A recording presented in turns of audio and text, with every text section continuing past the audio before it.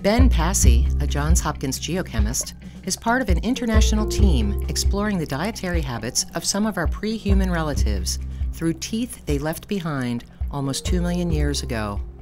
The teeth of early human ancestors are studied simply because they're preserved more often and are more diagnostic.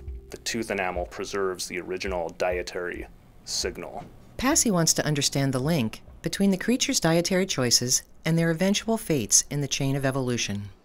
It's very interesting, and it seems to have been a hallmark of most early human relatives that they were able to get out of the forest and use the savanna resources. And so that's why this study is very interesting. And here's an example of a species that apparently was not able to do that.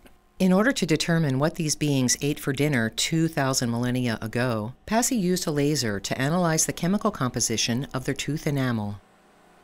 We use a laser, an infrared laser, to zap a tiny portion of the tooth surface, and that's smaller than the size of a pinhead. That liberates carbon dioxide from the tooth, and then we analyze the carbon isotope composition of the tooth enamel and infer the carbon isotope composition of the diet of the ancient hominid.